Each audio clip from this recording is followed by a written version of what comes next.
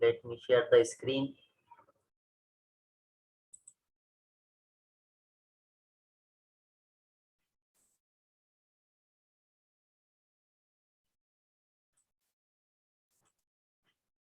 So as you know, in the last period, we have completed the first chapter of our this atomic physics, that is the atom model. The second chapter is also belongs from the atomic physics, and title of this chapter is vector atom model. Now what we have to see in this particular chapter, so these are the articles that we have to cover in this particular chapter. Quantum numbers, as I have already told you, that in this particular chapter, once again we have to see the definitions and the formulae, simple formulae of the different quantum numbers, such as principal quantum number, orbital quantum number, azimuthal quantum number, etc., etc. It is then followed by the different types of coupling, which is LS and JJ coupling.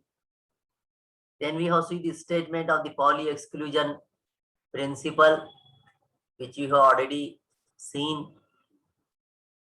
Then we have to see the selection rules, intensity rules, interval rules, normal Zeeman effect, anomalous Zeeman effect, Stark effect, and his study.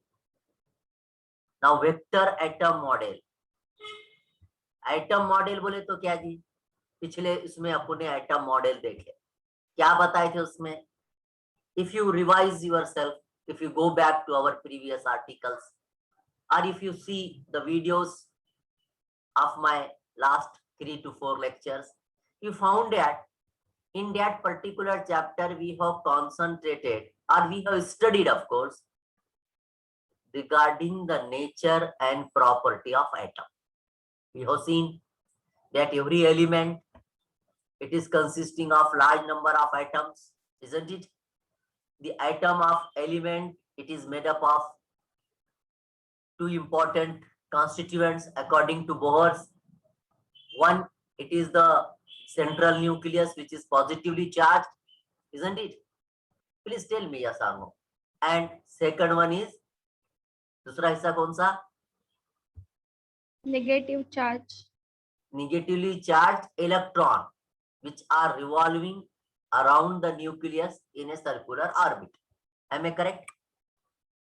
तो आपने जानने अभी तक, अब ये फिर इसके ताल्लुक से फिर 3 अलग अलग मॉडल देखे, लेकिन फाइनल वाला जो मॉडल देखे, जो बोर्स का मॉडल है, जिसको क्वांटम मैकेनिकल जो थोड़ी बाद में लगा कि बोर्स मॉडल ने अपने को ये बता दिया कि एटम का स्ट्रक्चर कैसा है, एटम कैसा होता है. Am I correct? और अब हम ये अच्छी तरह से समझ गए हैं कि एटम में एक सेंट्रल न्यूक्लियस और उसके अतराफ अलग अलग ऑर्बिट में, सर्कुलर ऑर्बिट में कोन इलेक्ट्रॉन. समझ में आ गई बात? This we have seen simply according to the Bohr's model. लेकिन जब electron it is moving inside और revolving around the nucleus in a orbit, जब वो मदार में हरकत कर रहा, खामोश बैठा हुआ नहीं है, साइलेंट नहीं है. Am I correct? तो when it is moving circular, उसकी मोशन कैसी है जी? इलेक्ट्रॉन की मोशन ऑर्बिट में, मोशन सर्कुलर है, ऑर्बिट में है, एंगुलर है, तो उन्हें मोमेंटम भी रखता, क्योंकि इलेक्ट्रॉन को मास है. अपन देख कर आए, electron possess some mass, it is possessing velocity also because it is moving. Am I correct? So mass is there for the electron and velocity is also there in the, when it is present in the orbit or when it is moving inside the orbit. Therefore this electron which is moving inside the orbit possesses the angular momentum. Are you agree with this my statement? क्या yes, sir. क्या आप ये बात समझ रहे? Madhiya please unmute करके बोलते रहिएगा. Yes. यानी कि जब इलेक्ट्रॉन ऑर्बिट में है तो गोल घूम रहा, तो उसको वेलोसिटी भी है, उसको मास भी है, लिहाजा डेफिनेशन के तहत उसको मोमेंटम रहेगी। मोमेंटम भी जो है तो कौन सी मोमेंटम रहेंगी? एंगुलर मोमेंटम रहेगी, क्योंकि गोल घूम रहा, लेकिन इन्हें है कहाँ, क्या बना रहा फिरते वक्त? ऑर्बिट बना रहा, मदार बना रहा। लिहाजा वो जो एंगुलर मोमेंटम है इलेक्ट्रॉन की, वो कैसी है? Orbital angular momentum. Are you agree? क्या आप इतना समझे? ये Yes, अपन ने पहले चैप्टर yes, में sir. देखे थे क्या? पहले चैप्टर में इसके ऊपर कॉन्सेंट्रेट करें कि अपन ने एटम मॉडल में, एटम मॉडल में से इतना जरूर समझ के आ गए कि electron is revolving in a circular orbit around the nucleus. Am I correct? Are you agree? Sir. That means now one more thing is added to your knowledge. एक मजीद चीज आपके नॉलेज में ऐड की जा रही है। वो कौन सी है? कि ये इलेक्ट्रॉन जो कि ऑर्बिट में हरकत करता है, उसको ऑर्बिटल एंगुलर मोमेंटम रहती। Am I correct? और ये वेक्टर एटम मॉडल आपको इस बात की तरफ लेकर जा रहा है, ये बात बता रहा है कि ये इलेक्ट्रॉन जो ऑर्बिट में है, उसकी orbital angular momentum quantum mechanics के चश्मे से कैसी रहेगी। Are you getting please? क्या किसके Yes, तरफ yes, sir. ये मॉडल प्योरली किसके वास्ते है? किसकी स्टडी कराएगा? किसका नॉलेज देगा आपको, मुझको? दिस वेक्टर, हालांकि एटम का मॉडल है, लेकिन वेक्टर, वेक्टर अपन बोलते हैं ना, डायरेक्शन वगैरह बताते हैं अपन, जिसमें बार लगाते हैं कि नहीं? समझ में आई बात आपके? याद आया क्या? Scalar vector. तो ये vector atom model is fully devoted to study the orbital angular momentum of the electron when it is moving in a orbit around the nucleus by using the quantum mechanics or in context of quantum mechanics. अब quantum mechanics क्या है जी? पढ़ के आए अपन ने quantum mechanics? हुआ क्या, पढ़े क्या अपन ने? बोलिए मुझे, क्वांटम मैकेनिक्स पढ़े क्या? हाँ, पढ़े। तो क्वांटम मैकेनिक्स में क्या रहता? उसमें हाइजेंसबर्ग अनसर्टेनिटी प्रिंसिपल है, उसमें वेव फंक्शन साइ है, उसमें सोचने का कंसेप्ट थोड़ा सा अलग है कि नहीं? अब कैसा सोचने का कंसेप्ट ये अलग है और वो यहाँ पे कैसे लागू हो, इतना तो समझ में आ गया आपके। आप अगर थोड़ी देर के लिए इस तरह का अगर पिक्चर सोचे तो आपको इतना तो जब समझ में आ गया कि देखिए भाई, ये हमारा इलेक्ट्रॉन है,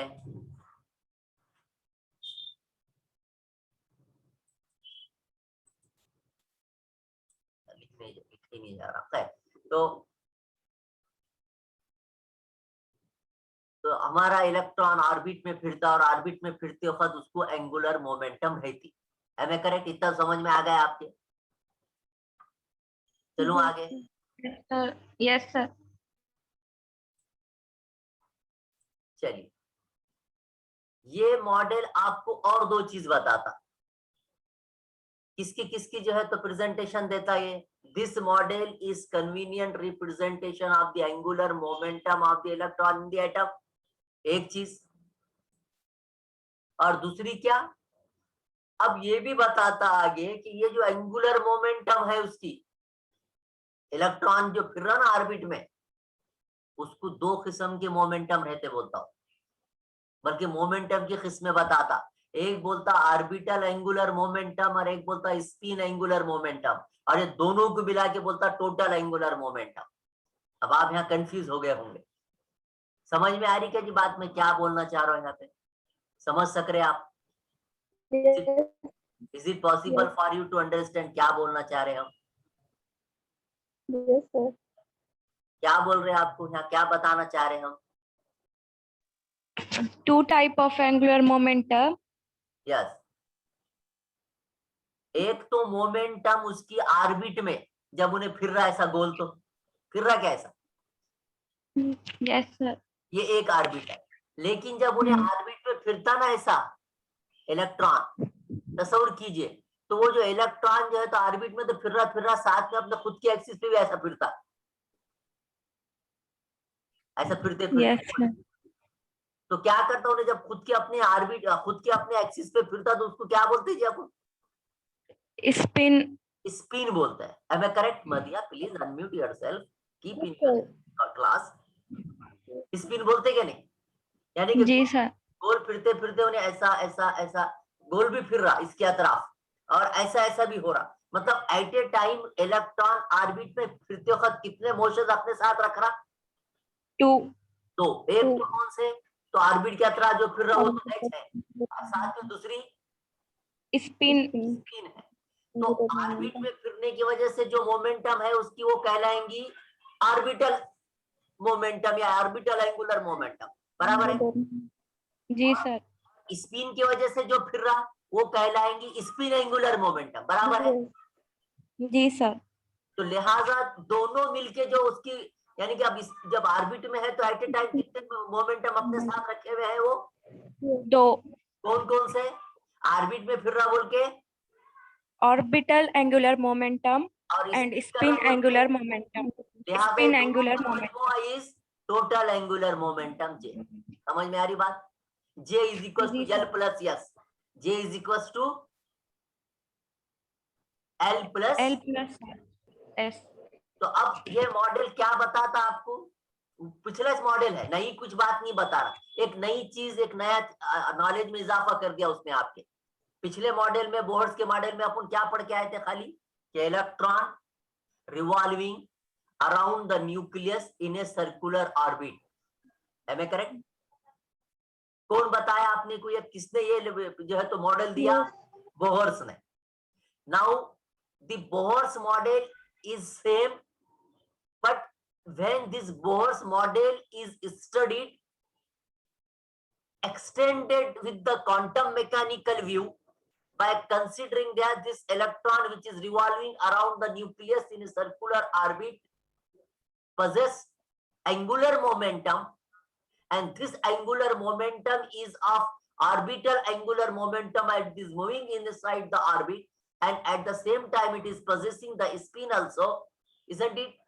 And that's why two types of angular momentum are associated with this electron, isn't it? Which is in the orbit, and one type is orbital angular momentum, which is denoted by the symbol capital L, and another type of orbital angular, another type of angular momentum is due to its spin. Spin. That is called the spin angular momentum, and combination of these two types of momentums या angular momenta, इसको short में इसका पूर्ण, इसका जो वो है plural है वो क्या है? Angular momenta. एंगुलर मोमेंटा बोले तो कौन?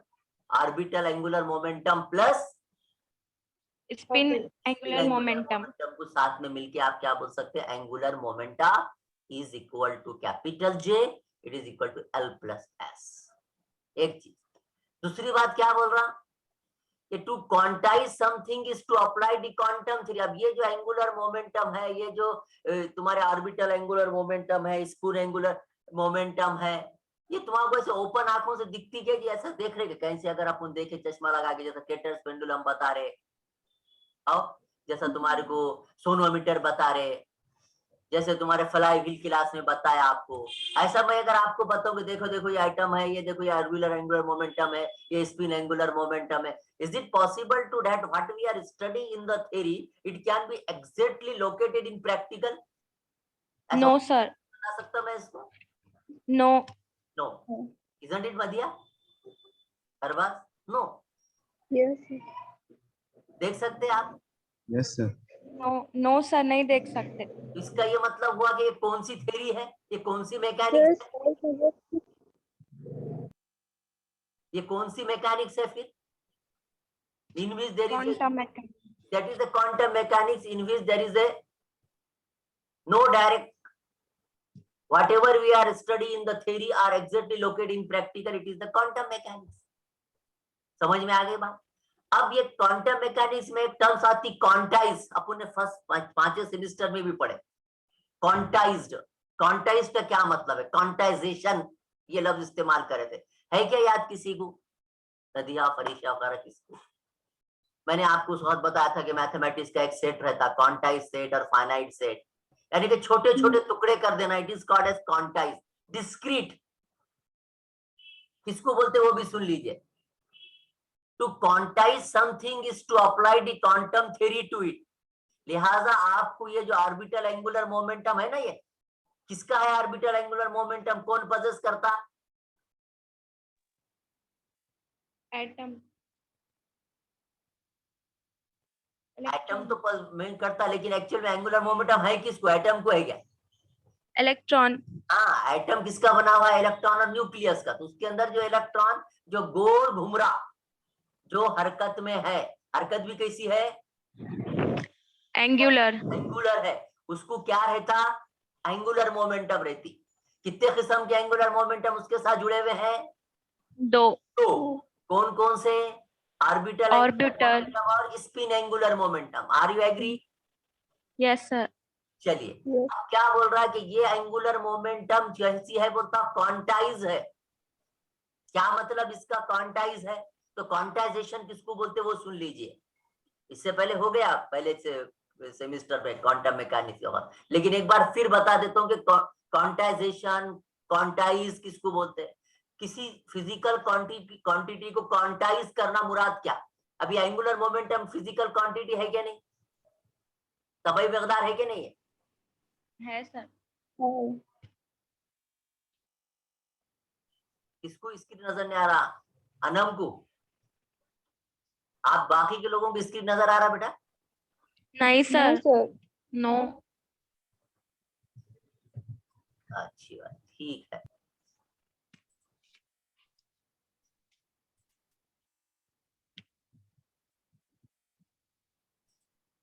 Is it visible to you? Yes, sir. हाँ सर। यस। दिखा आपको? अब दिख रहा? जी सर। चलिए, Sir. Yes. उसका अनम को दिख गए आप? चलिए, इतना तो समझ में आ गया। अब अपन क्या बोल रहे हैं कि ये जो एंगुलर मोमेंटम है इलेक्ट्रॉन की, ये भी क्वांटाइज है। एंगुलर मोमेंटम फिजिकल क्वांटिटी या तबई मकदार है, आप इसको मानते क्या? Yes sir. तो क्वांटाइज करना किसको बोलते हैं? क्वांटाइज करना किसी भी फिजिकल क्वांटिटी को अगर क्वांटाइज हम करें क्वांटम मैकेनिक्स के तरह, मतलब इसको डिवाइड कर रहे हैं आप क्वांटम, यानी छोटे छोटे टुकड़ों में। एक बड़ी चीज को काय में तब्दील कर देना, छोटे छोटे टुकड़ों में। यानी कि to quantize something in the quantum mechanics is to apply the quantum theory to it, to divide it into quanta. Quanta अपने किसको बोले थे? फोटो इलेक्ट्रिक फील्ड में पढ़े थे, देखो कि लाइट जब इमिट होती तो छोटे छोटे पार्ट में या बंडल्स में चली पार्टिकल्स। जाए। So the possible value of the quantity or state of a system are restricted so that variable take only discrete magnitudes. अब जो है तो एक लेने के बजाय एनर्जी, टोटल एनर्जी कितनी रहती? मिसाल के तौर पे E, लेकिन ये एनर्जी जो है तो पहले उसमें E1, दूसरे में E2, तीसरे में E3। तो ये जो एनर्जी जो है तो छोटे छोटे डिस्क्रीट पार्ट में चली गई ना, डिस्क्रीट मैग्नीट्यूड है कि नहीं? ये छोटे छोटे क्वांटा में, तो वो इस तरह के टुकड़े करने को, इस तरह के तकसीम को that is called as quantization. समझ में आ गई की बात? क्वांटाइजेशन किसको बोलते हैं? जी sir. Are you agree with this my statement कि किसी भी क्वांटिटी को क्वांटाइज किया जाना, या ये बोलना कि वो क्वांटाइज है या उसका क्वांटाइजेशन हो गया, मतलब वो फिजिकल क्वांटिटी काय में डिवाइड हो गई, या उसके जो है तो स्टेट जो है तो they are restricted so that the variables take only discrete magnitudes। याद रखिए क्या डेफिनेशन है? to quantize any physical quantity means that to restrict that variable to take the discrete value or discrete magnitude। समझ में आ गई बात आपकी? मिसाल के तौर पे मैं बोल रहा हूँ टोटल एनर्जी E है, एटम की एनर्जी कितनी है या इलेक्ट्रॉन की एनर्जी कितनी है जब उन्हें ऑर्बिट में फिरता? E, लेकिन ये एनर्जी काय में तकसीम है? E1, E2, E4, E3। इस तरह का जो डिस्ट्रीब्यूशन है ना, इस तरह का जो डिस्क्रीट वैल्यू है ना, डिस्क्रीट और फाइनाइट समझता ना आपको? Yes sir.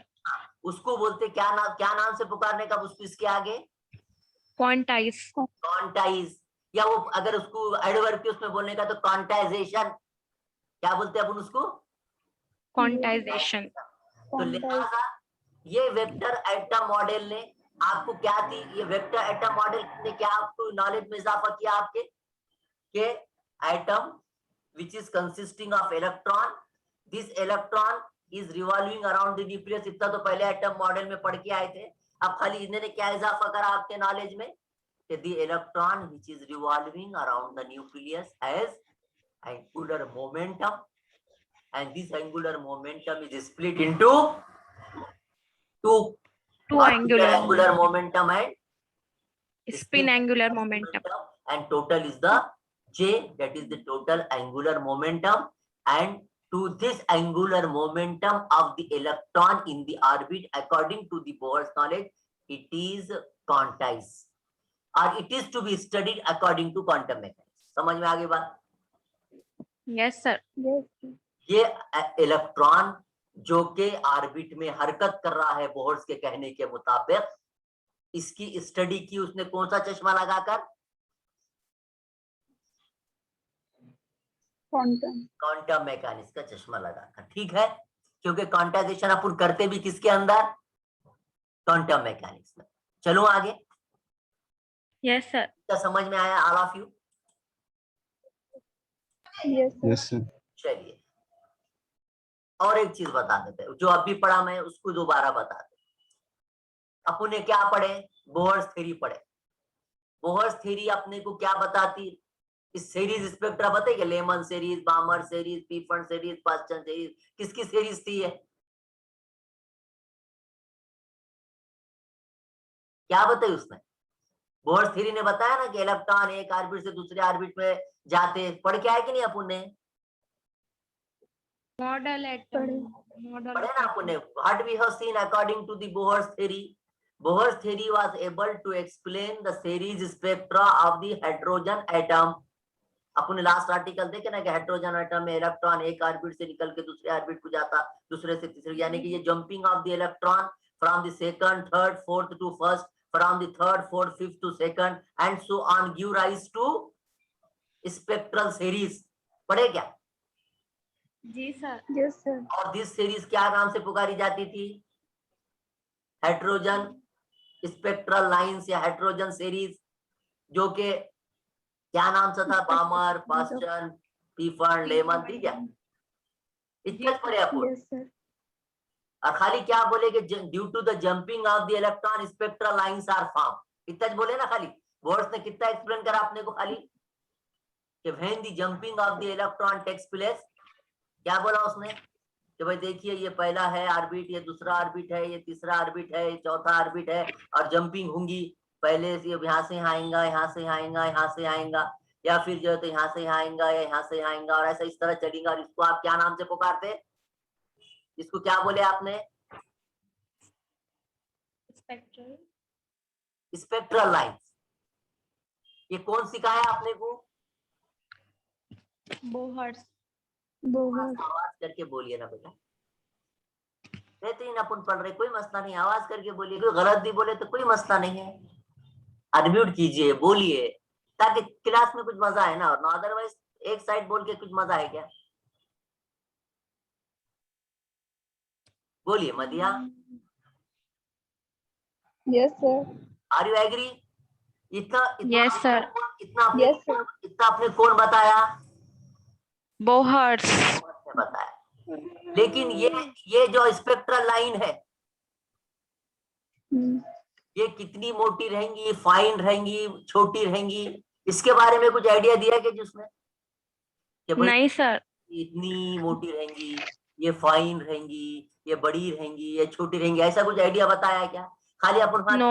क्या है कि due to the jumping of the electron from the different energy levels having the value n1 to n2 n3 and so on give rise to the series of spectra, and this series are Lehman series, Balmer series, etc etc. Am I correct? Are you agree जी with sir. are you agree with this my particular statement which I made here? बराबर। Yes sir. लेकिन क्या इसने जो है तो ये बताया कि अपने को ये भाई ये क्यों होता, बताया क्या? ये कितना मोटा रहेगा, उसका फाइन स्ट्रक्चर रहेगा, कि ये इसने एक्सप्लेन किया क्या? नो। नहीं।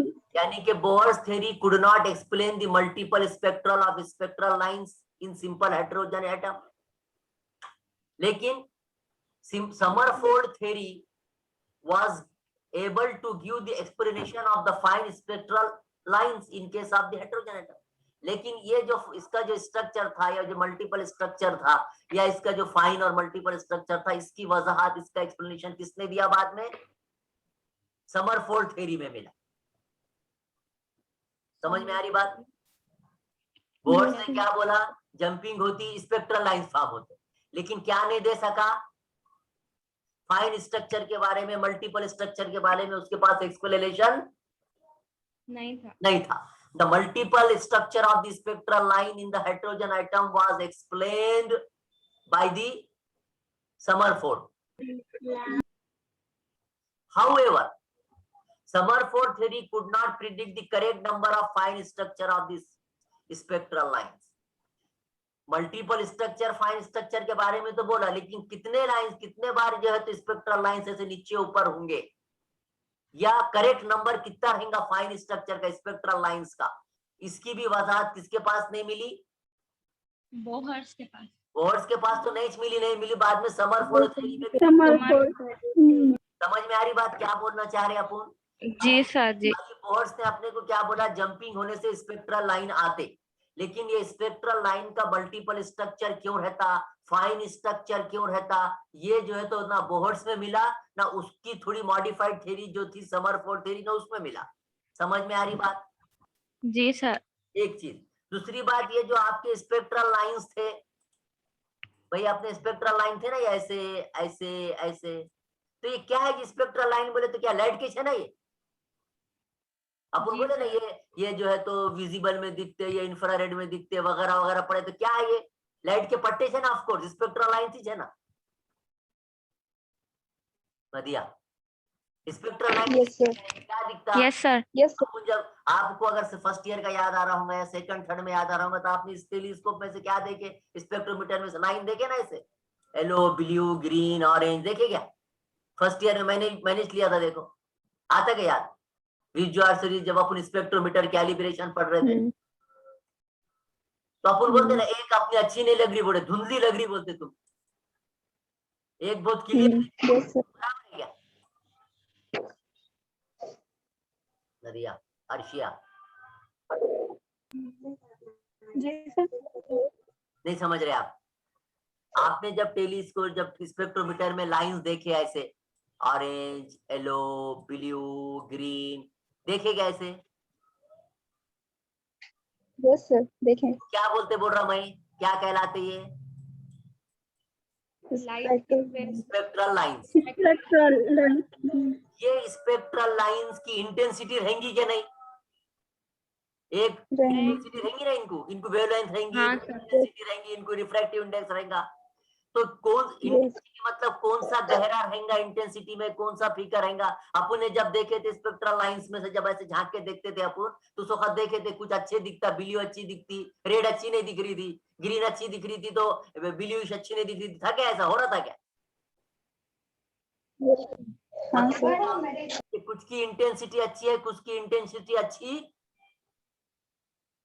नहीं है। तो यहाँ पे भी जब हाइड्रोजन आयन स्पेक्ट्रम बनेगा, ये जो सीरीज बन रही है अलग अलग, Balmer series, Paschen series, Pfund series, तो इसके बारे में कि relative intensity of the spectral lines are also not explain satisfactorily in the Sommerfeld theory.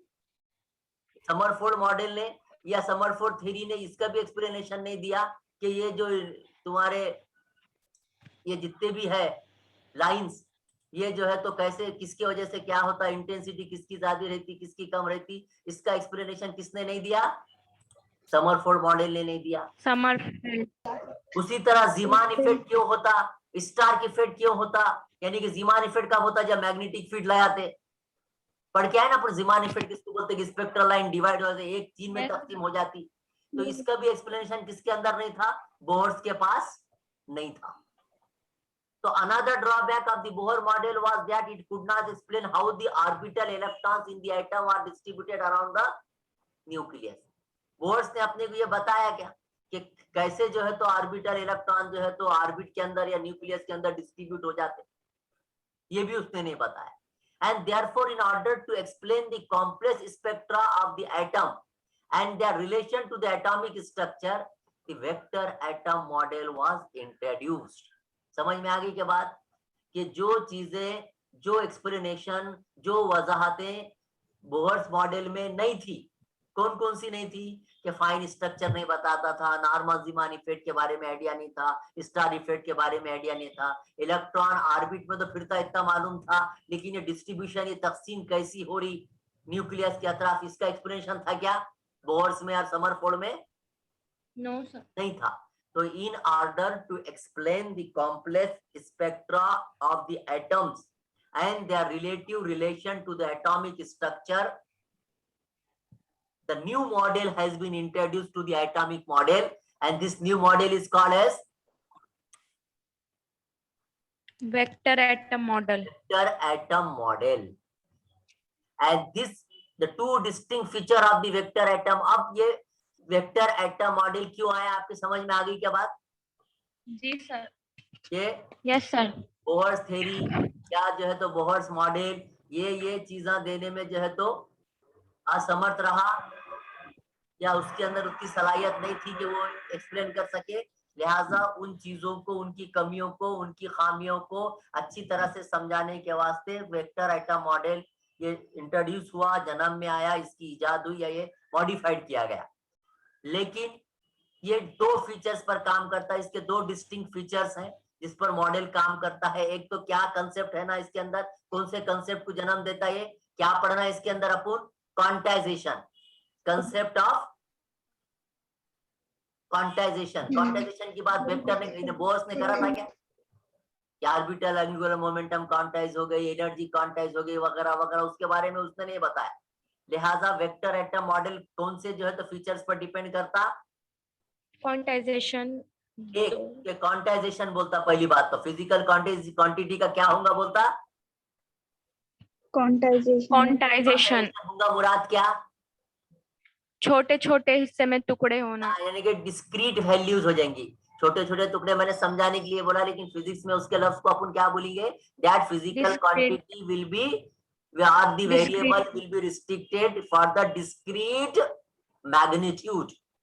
It is called as quantization. एक तो उसने बोला कि स्पेशल क्वांटाइजेशन, एक चीज आ गई, एक नई चीज ने जन्म लिया क्वांटम मैकेनिक चश्मे से, और दूसरा एक और चीज नई क्या एक्सप्लेन करा उसने? क्योंकि इलेक्ट्रॉन ऑर्बिट में फिरता था इतना तो बोहर्स ने बोला था, लेकिन इलेक्ट्रॉन ऑर्बिट में फिरते फिरते ऑर्बिट में भी फिरता और साथ में खुद क्या करता? स्पिनिंग करता। ये भी एक हाइपोथेसिस आ गया। लिहाजा वेक्टर एटम मॉडल कौन से दो फीचर्स पर डिपेंड करता है? एक तो क्वांटाइजेशन और दूसरा स्पिन ऑफ इलेक्ट्रॉन। आगे समझ में बात आपके? क्वांटाइजेशन किसको बोलते हैं? अभी जो पढ़ाया वही अगर बोले तो वही बात बता रहे कि according to quantum theory direction of orientation of the orbit in the space should be quantize. क्या क्या क्वांटाइज होगा बोल रहा है इन्हें? According to the Bohr theory, orbits are quantized as regard of their magnitude and size. ये जो orbit है क्या, पहला ऑर्बिट, दूसरा ऑर्बिट, तीसरा ऑर्बिट, ये भी क्या होंगे बोल रहा?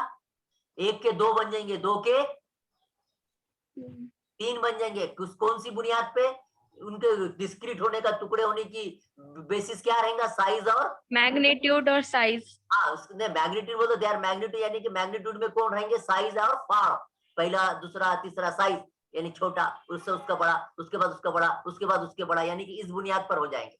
उसी तरह क्वांटम मैकेनिक्स क्या बोलेंगे कि डायरेक्शन और orientation of the orbit in the space is also quantized. ये जो ऑर्बिट जो स्पेस में फैले हुए हैं क्या, यानी कि दो किस्म का होगा, ऑर्बिट क्वांटाइजेशन भी होगा और स्पेस क्वांटाइजेशन भी होगा। जिस स्पेस में वो फैले हुए हैं ऑर्बिट, वो स्पेस भी क्या होंगी? क्वांटाइज। समझ में आ गई बात? To specify the orientation of the electron in the orbit in space we need fixed reference axis, and this reference axis is chosen as the direction of external magnetic field that is applied to the atom. यानी कि आपको यहाँ पर एक ही बात हम बता दे रहे हैं आपको कि इलेक्ट्रॉन के ऑर्बिट नंबर और उनके फॉर्म के हिसाब से भी क्वांटाइज होंगे, और ये जो ऑर्बिट जहां पर ओरिएंट है, जहां पर जिस स्पेस में फैले हैं, वो स्पेस भी क्वांटाइज्ड होगी। समझ में आ गया क्या? ये हो गया स्पेशल क्वांटाइजेशन। समझ में आ गई एक बात? किसके फीचर्स पढ़ रहे हैं अपन? ये दोनों किसके फीचर्स हैं, किसकी खुसूसियात हैं, किसका नुक्स है? कौन से मॉडल का? Vector atom model. दूसरे क्या फीचर्स है उसका? कि जो इलेक्ट्रॉन है ऑर्बिट में, वो क्या करते हैं? They possess two types of orbital angular momentum.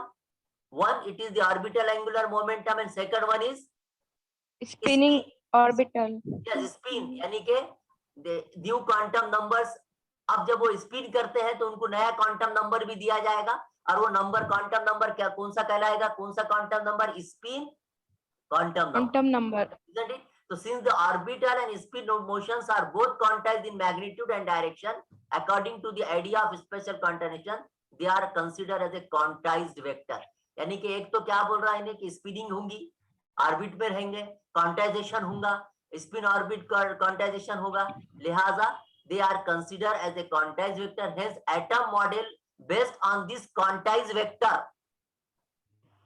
समझ में आ रही के बाद एटम मॉडल ही है, लेकिन अब किस पे डिपेंड कर रहा है? आप नए चश्मे के साथ पढ़ रहे, क्या बोल रहे कि उसके अंदर की चीजें क्या हो गए, सब कैसे हो गए उसके अंदर? क्वांटाइज्ड। लिहाजा this atom model which is based on the quantized vector is called as the vector atom model. क्या बोलने का अपने को? एटम मॉडल ही है, अपन जो प्योर पढ़ के आए, लेकिन वो एटम मॉडल में एक नई चीज का क्या इजाफा हो गया? Quantization of the different physical quantities, या special quantization has been taken place, या idea of the special quantization in addition to the vector atom model give rise to the new model, and this new model is called as vector atom model. समझ में आ गया कि vector atom model अब किसको बोले आपको? Yes sir, yes.